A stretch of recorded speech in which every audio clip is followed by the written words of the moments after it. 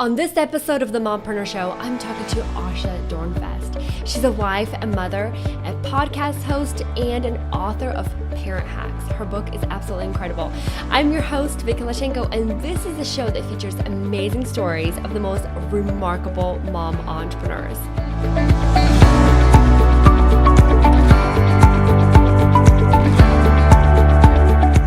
Asha, welcome to the show. Thank you for having me. This is so long in coming. Yes, it has been, and I'm so excited that this is finally happening, that you're on here. I'm so excited to chat with you. It has been a long time since we've seen each other, and I'm really looking forward to it. So, Asha, can you share your journey, how you got started with Parent Hacks, and what you're up to now, and then we'll go from there. Sure thing. Well, it's a long journey. It actually started over 10 years ago when I started my blog, parenthacks.com, which of course is not exactly the first step in the journey. I became a parent, a number of years before that. But, at the time, this was 2005, the internet and the blogosphere specifically was sort of a new frontier. And I was a relatively new parent, feeling really out of my depth and without a lot of community. And the parenting experience just wasn't what I what I expected. I think so many of us feel that way when we become parents. But I had been writing about the internet already for a number of years. I wrote books about web publishing right when the web was getting started. And so I understood that the web really was this fertile ground for community. And blogs have been around, but they were still relatively new. And it just occurred to me that a blog would be a perfect place to share the tips that we stumbled onto ourselves, the stuff that we weren't reading in the parenting books or in the parenting magazines, which were the main way people sort of got their info. And I just wanted a way to share all that information I was learning as a parent, but also really sort of put the call out to parents out there saying what's working for you. So I launched parenthacks.com in December 2005, and it just really took off, not just with moms, but also with dads. It just became a place to share those, parenting life hacks that you sort of stumble upon that are so helpful and so practical. And it was just this incredibly generous and intelligent community that grew up around this blog. And it basically set me on a path for the next 10 years. So that's the beginning of the story. From there, I went on to really, I would say, I'm always a little hesitant to call myself an entrepreneur because I really am sort of an accidental business person in many ways, although I've been a professional writer for many years. But Parent Hacks really, I feel like I grew as the internet grew. And the business opportunities that came to me were very much a part of the beginning of the blogosphere as a place for business. And so that's changed for me over the years. Now I would say I very much call myself, a writer of books, articles, things like that, and very much a part-time writer. I'm not even, sort of doing it full bore constantly, but it's been an incredible journey. I'm very, very fortunate. It's beautiful just listening to you. It truly is. Thank you. So what kind of writer were you before you started your blog? What were you doing as a job? Well, I have been self-employed for over 20 years, which really freaks me out to actually say that because it was really not in the plan. I mean, I'm actually a really good employee. I'm good at following directions. I like having a boss. I'm not your typical sort of renegade, want to do my own thing entrepreneur. But when I came back from travels a long time ago, and the internet was just something very new, in fact, introduced to me by my programmer visionary husband, both of us came back from travels without jobs and sort of asked that question of ourselves a long time ago. What should we do? And I've always loved writing. I've always been a writer. And so I put out some book proposals for writing a book about how to publish a web page and how to write HTML. And at the time, it was so new that publishers were like, sure, write the book. We don't know who you are, but, sure, write the book. So it was a lucky break, I think. That's incredible. So you came back so rejuvenated. And I feel like our creativity peaks when we're relaxed and when we're doing, with the mind and body. And And so when you came back, you sent this book proposal. That's incredible. What a perfect time. And then did you start writing like a ton of books after that, or was it just that one book? No, I wrote quite a few books. So I've written 8 books total, and all of my books before my most recent. So my most recent book is Parent Hacks. I wrote a book based upon the blog, Best of the Blog. Before that, another parenting book called Minimalist Parenting. But all my books before that are how-to books, like dummies type books about web publishing software. So the most popular of those was Microsoft Front Page for Dummies. Remember Microsoft Front Page? So I wrote that like in I'm too young 1996, for that. really long time ago. So my story is somewhat dated because it very much connects itself to the beginning of this whole new technology and a way of communicating, and I found myself there able to use it. So it was very much, but I mean, I think what's useful for your audience is that it was very much a moment where I saw a new opportunity and I just sort of took it I did not have a business plan. I didn't have a big, huge, it wasn't a big plan for world domination. It was more like, this is a really interesting technology that can solve a problem I'm having right now. And in my case, when it came to parenting, the problem was just a lack of community. Yeah, yeah. Okay, so let's back up a little bit. Sure. When you sent your book proposal, like, where in the world did you get that idea? And weren't you scared?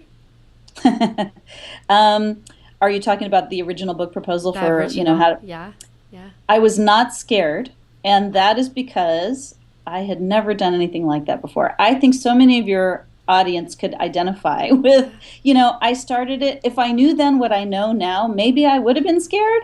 Yeah. Sometimes there is something to be said for just charging ahead into something that you're not familiar with, because all you've got is your enthusiasm and your energy and your excitement and sense of purpose. Yeah. And, it's not to say one shouldn't plan, but I think there's something to that. Yeah, I agree. I completely agree. And that's okay. So you went off to write so many books after that.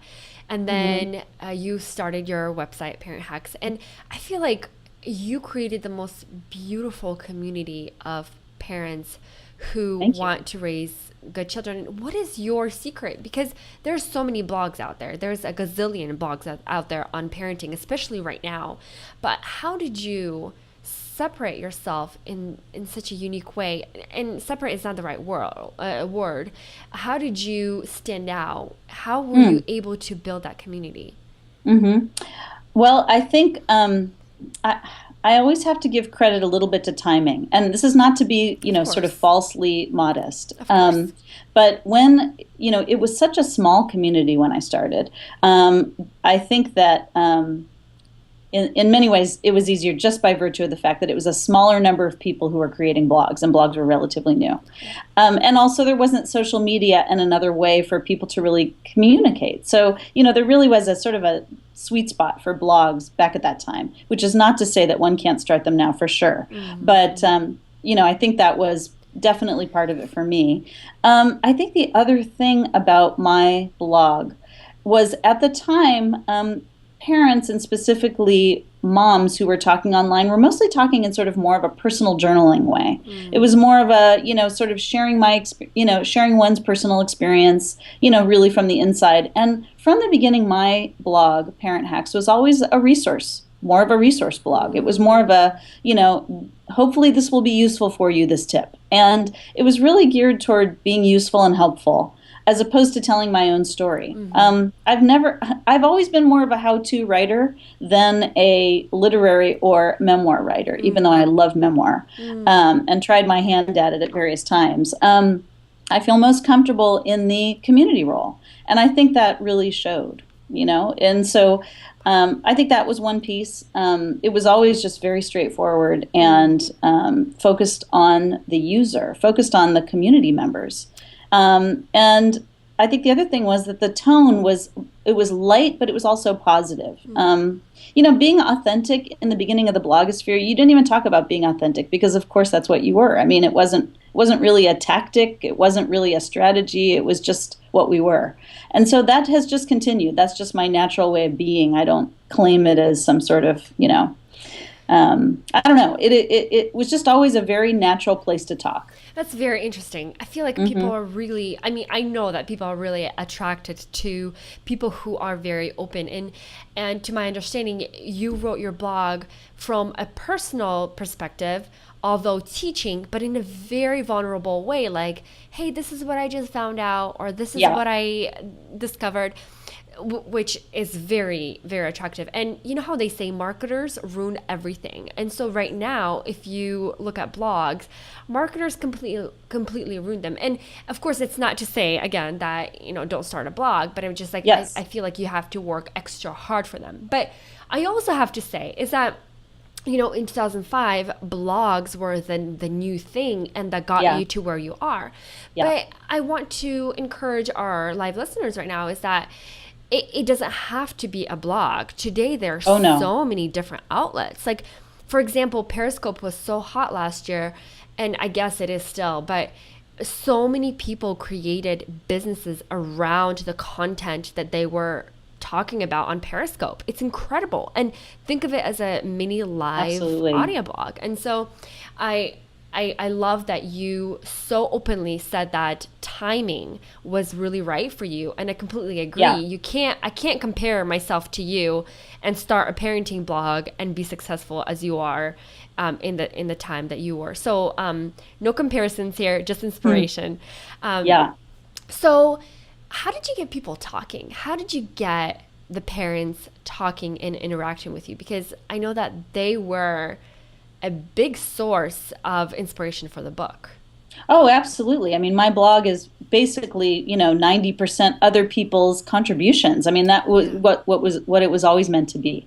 And, to be clear, had social media existed when I was sort of in that place of needing community and wanting to talk to other parents, I'm sure that Parent Hacks would have been a social media account, because the responding and commenting is just built right in. That was the beauty of a blog for me. So I think it's really important that we're talking about the fact that it certainly doesn't have to be a blog. I mean, it's just the authentic part of it was the desire for communication and community. And the way that I got parents talking, I mean, I think there was a natural aspect of conversation because they were the ones that were sharing their tips. And so, Parent Hacks is all about highlighting parents' actual tips. In fact, I'm still collecting tips today using the Parent Hacks hashtag, mostly on Instagram. And I think there's a natural feeling, of wanting to say, to respond to something that is useful and say, hey, that's really cool. That actually really helped me out. There's a natural impulse that we have to respond to that.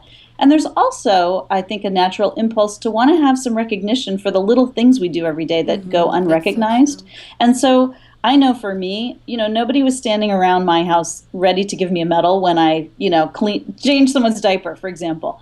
It's a really nice thing as the parent to have some recognition. And that was another thing that really came out of this community. And so the conversation's really built in. It's not like, it's not a matter of having to sort of push a button to get engagement. That's never felt great for me anyway. And I mean, I think, to be clear, I think that's part of the reason why, while I would say I've absolutely had incredible success, I'm not a viral star. That's never been that's not my strength. And I think that's because I wouldn't say because. I would say that I focus much more on the people in my community than the sort of mechanism of transmitting the message.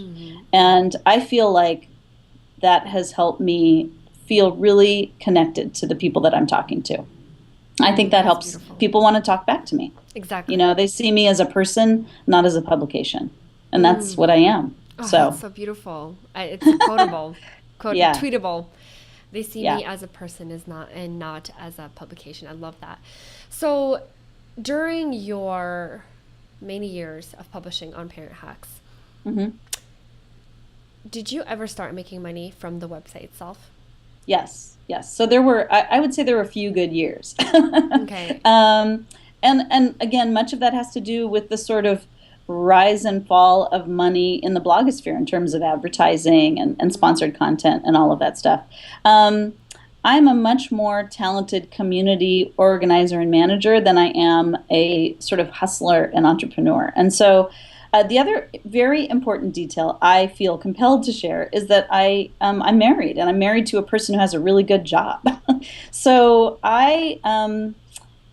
if I had the responsibility of, supporting our family with what I'm doing, I would have made very different choices than I do now. Oh, I have a so lot of interesting. luxury to, say, sure, I'll do this project. No, I don't want to do that project. It's really okay if, the money follows later.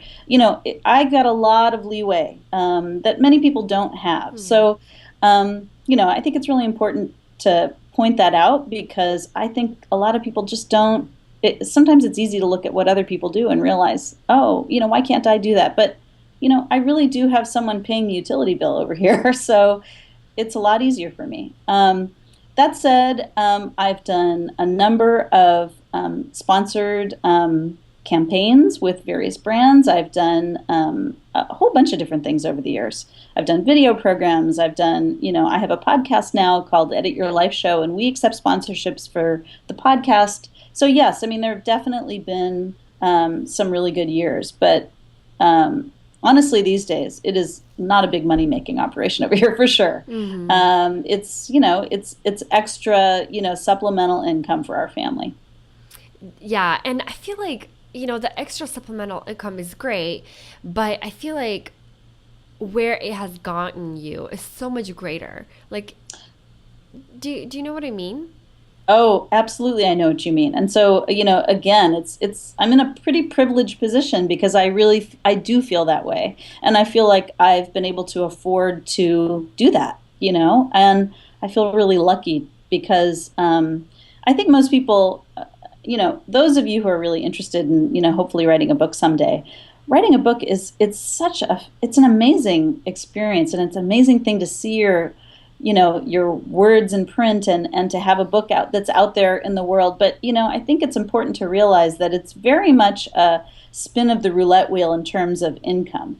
Some books do really, really well and make, their authors and publishers lots and lots of money. Most, it's sort of not, most of them don't. And so it really, I think all of this that we're talking about, it has to be a labor of love. And, which is not to say there aren't business models that can be profitable, for writers and online community people. I mean, certainly there are. But it doesn't have to be that way. And I think that, my career is a good example of, I'm not making a lot of money, but the experiences I've had, the people that I've met, the access that I've had to amazing, just learned people. I've been able to travel because of my blog. I was able to travel to Ethiopia with the One campaign and learn about the work that they're doing. It's just, these are opportunities that are unbelievable and worth everything for both me and my family. So can I ask you this? I think I saw somewhere on your site where you had this opportunity to work with Invisalign. Can you share a little bit about that? This has been a really great. It's been a wonderful campaign, and I'm part of what's called their Mom Advisory Board, and they have a number of bloggers, influencers that work together with them to try out the treatment in exchange for telling the story of what the experience is. And I have been doing that. It's been great. Really great. So what does it look like? In some cases, the campaigns are like that. In some cases, another brand that, it's funny, I do so few sponsored campaigns, very, very few, only when it's a really good fit. And the other campaign that I'm working on right now is with Embassy Suites, which I really enjoy because they're a great family travel. They're just a really great family travel option, and family travel is a huge source of hacks, for parents and stuff like that. So I've been that's been a lot of fun too. So those are sort of the two that I'm working with right now. And then I do a number with organizations that I care about. There's no compensation involved. I just help try to amplify those messages. No, that's beautiful. It's a great way to give back. Now, how did you seek out these opportunities, or since you had such a huge influence online, did they come to you? They came to me. I don't seek out sponsored opportunities. Wow. Just don't. That's beautiful. Because it's not my it's not something I want to spend, like big proportion of my time doing. Yeah. I have, a certain amount of space in my sort of schedule and mind for that. And so I only really want to do those partnerships that are a really good fit. And so generally those are the folks that find me. So yes. And let's go back just a little bit. You mentioned that, and I'm so thankful that you were so vulnerable and you just really put everything on the table. Like you came from a different position than a lot of mom entrepreneurs nowadays, where your husband had a good paying job and you were kind of like just relaxed doing what you love and experimenting. Yeah. And obviously you mentioned your decisions were different than if they were intention to make money. But Sure. I would love to hear if you could share what would be the different decisions to make money. Like, what were some of the things that you've done that you wouldn't have done if you were trying to make money off of it, or that you would have done? Right. So I think, I would say that, 2007 was sort of a big turning point for Parent Hacks, because I think at that stage, there was a moment where I really could have turned it into a business, and I think a thriving business. It's not as simple as I decided not to because I was just having a good time. There were actually some family issues going on at that time that really, some stuff going on with my kids that made it that I really needed to step back from, my working life and spend hours, at home. And so, but at the time, I think had I had the time available, had that been my path, I would have really thought early on about bringing people into the business with me. So it's always just been me. I've never, had really assistants or, editors or writers or whatever. In order to really grow and scale the business, I would have needed to bring on partners and or writers and sort of put myself in more of a coordination editorial role, manager role, as opposed to just sort of being the person who's doing the blogging and chatting with everybody. That's really important. And I would have needed to really, step back and be a lot more intentional about how I use my time, focusing on, understanding, where the money was coming in, where I was spending my time, understanding how the market was changing, understanding, really focusing on that, and also focusing on, what the audience was wanting from me, rather than just sort of naturally and in an intuitive way going where the conversation wanted to go. So, basically just being a lot more formal about my business intentions. Very interesting. I'm so happy that you shared that with us, because it completely makes sense to hire the editors and to have like a full-blown, this could have been like the Huffington Post of parents. And well, it's funny, I had some people really saying, this could be really big, and I had some very, trusted folks that I was working with at the time that were just really saying, this is what you need to do and this is what you need to do, and I seriously just didn't want to do it. That wasn't, what my strength really is in the conversation. And so I'm not saying this because, I so admire the women that have really taken up the business charge and have really discovered this bent for entrepreneurship. I have a couple of friends, a couple of folks that are just coming to mind. Liz Gumbiner and Kristen Chase of CoolMomPicks.com, and Anna Fader of MommyPoppins.com. And my co-author of my previous book, Christine Coe, she's also my Edit Your Life Show podcast co-host. Incredible entrepreneurs. Her site is called BostonMamas.com. These women, they are business people. They're professionals, and they know what they're doing, and they really go for it. And I stand in awe of them. I completely admire them, but I sort of know what my strengths and desires are, and mine was really more in the community sort of realm.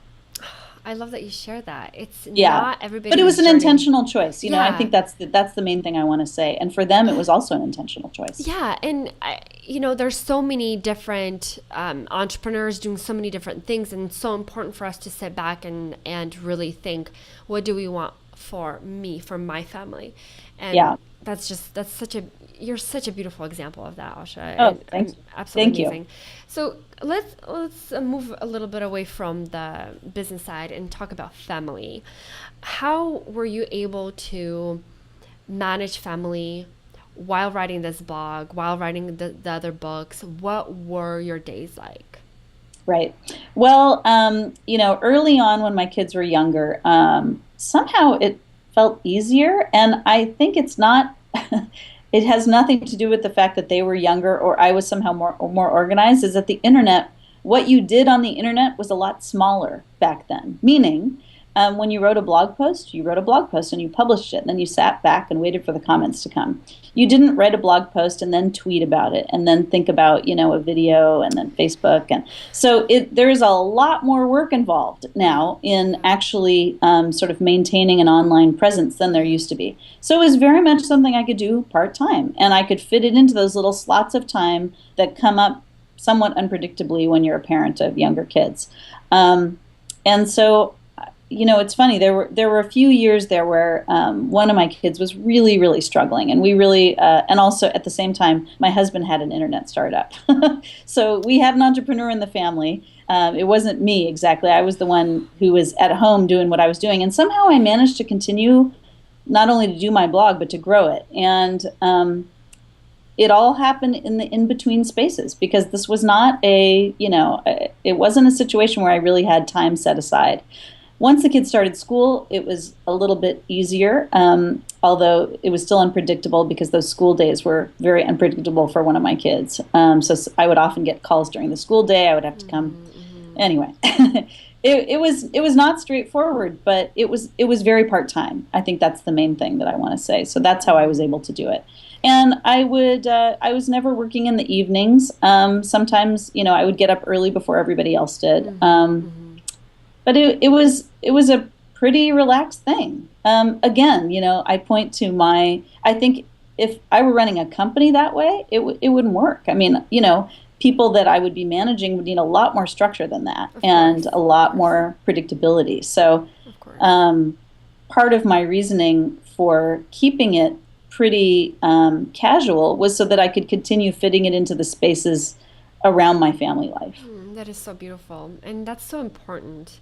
And obviously not everybody can do that, but I love that. And not everyone wants to do that, and not everyone should do that. So this is, I in no way think that, women, mothers specifically, should, with big quote marks, I want to make sure there is no one way one should do this. And I think that, I happen to know that my strength is in community engagement.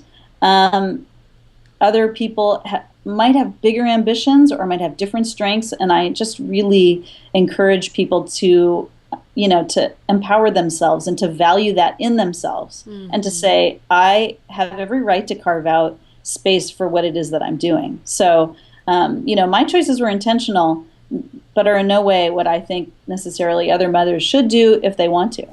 So if they don't want to. Yeah, and I thank you so much for sharing that message. It's absolutely beautiful and exactly what mothers need and what I need. So how did you know what your strength was? Did you do some kind of test, or did you just really realize that while building Parent Hacks?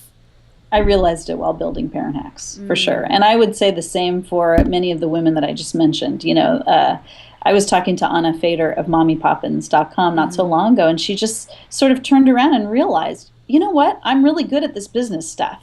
And she discovered that while she was doing it, while she was growing her business. And, time and time again, I've seen there's so many amazing women in the community that I'm a part of. And I've just seen them grow to create these incredible businesses, that not only empower them, but empower other women and other moms. And so, but it's a learn as you go thing. I think any entrepreneur would say that, Yeah, I completely agree. So you've built this beautiful online influence presence. I don't know how I can say that in lesser words, but it took time. It took quite few years, and it gave you the opportunity to travel, to do all these things. How did And I mean, and this is the show where we really focus on that, the really important stuff. Like, how were you able to communicate this with your husband? How are you on the same page? He's an entrepreneur too. So what were the dynamics like? What were the conversations like? Oh, what a great question. So I'm a hugely lucky person because I am not only married to, an entrepreneur who's pretty nimble about, his own career.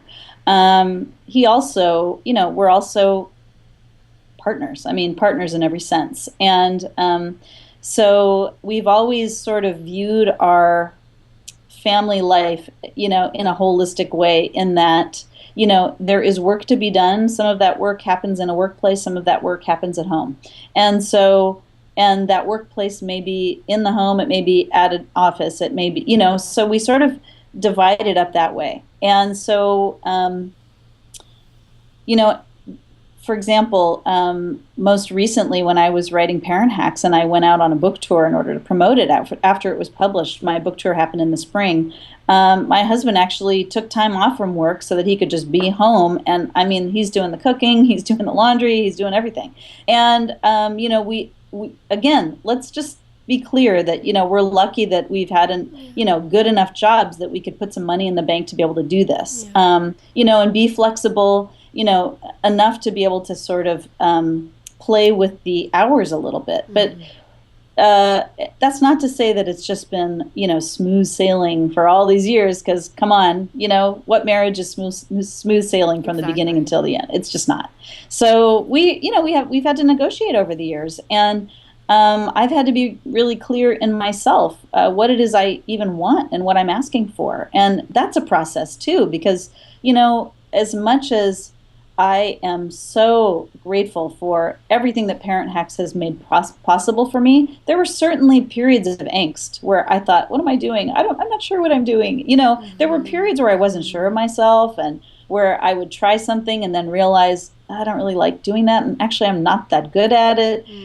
So it's sort of an experimental learn as you go situation, not only with the actual business, but also with the life balance with my husband. So we would, sort of set something up and then see if it worked. And then if it wasn't working, we'd have to renegotiate. But it was, it was an ongoing communication process. And, we kept having to really remind ourselves that we're on the same team here. We have the same goal, because sometimes there was conflict. And especially when kids are young, because there's just not enough time to go around. He wasn't getting the time he needed for himself. I wasn't getting the time I needed for myself. And so you're bound to argue about that, I mean, my husband and I, obviously. It's so hard. Yeah, it is very hard. It is. Communication is very important. And I love that you mentioned know what you want. And in the very beginning of my entrepreneurial journey, I remember, I don't exactly remember what I was asking of my husband, but I was asking for something and he couldn't quite understand what I was asking. And then he asked me, he's like, what do you want? Like, what do you? And I just I gave him this puzzled look because I had no idea. And so I love that you put such an emphasis on it. Like, you really have to know what you want and what you envision your life to look like. And, right. I mean, I love this, and I think it's knowing what you want and what you want your life to look like sounds so huge and significant, and it's not to say you have to know what you want everything to look like. It's not like you might just have a glimmer of an idea of what you want your next step to be. So I think maybe to make it more accessible, maybe get clear on what you want your next step to be and ask for help getting to that step. And then you can get to that step and sort of look around from there and say, okay, yeah, I think this is the right direction. All right, then let's go to that next step. And, I talked about this. Actually, I was a speaker at the World Domination Summit, which I'm sure you know about. And one of the things I talked about was course correction. The notion that you can go to a place, you don't necessarily, you need to have a general idea where you want to be at the end of the journey, but it's not always obvious how the best way to get there is. And sometimes you just need to take that first step and then navigate from that location. And I think that really helps when it comes to talking to a spouse. Because, I mean, who of us really knows in a big, big way, this is how I want my life to be? I mean, Exactly. sometimes we don't even know until we are there. Exactly. And, and you can't predict, especially with young kids, you can't predict, what's happening this year versus next year. So, yeah. Oh my goodness. We can talk about this forever. Oh, yeah. I'm And a big fan of surrender because, control is overrated and it's an illusion anyway. oh, I love that so much. And So, going back to like the vision, the seeing, it's so true. I always see it like a corner. Like I'm walking beside a building and I need to get to that corner. I have no idea what's around that corner, but I can see that corner and I'm going to get to it. And once I get to it, I can see further to the that's around the other great. corner or whatever. And I completely agree because even though I am a visionary, I have a visionary strength. I still need to go back and look very close ahead without knowing what's around that next checkpoint. And so, Right. yeah. Oh, that's so Well, good. and if you get to that corner and you see something you don't expect Yeah. around that corner, you can decide at that point, like, hey, that's cool. I'm going to go that direction. Let me Exactly. tell you, that's like how I've done my whole career. Exactly. Or you can get to that corner and say, no, I'm just going to keep going this way. But you can't make the decision ahead of time. And Exactly. so I think that should give us all a little bit of comfort, actually. Because maybe there's an expectation out there that somehow we should have it all figured out. And I just don't think it's even possible to have it all figured out. And so I think it's just more practical. And I think it also gives us breathing space to be a little more flexible in our planning, have a general sense of where we want to go. Certainly, intentional, but understanding we don't have control over the whole shebang. Yeah, yeah. And can you talk a little bit about planning? How far do you plan and what's your planning look like? Do you even plan?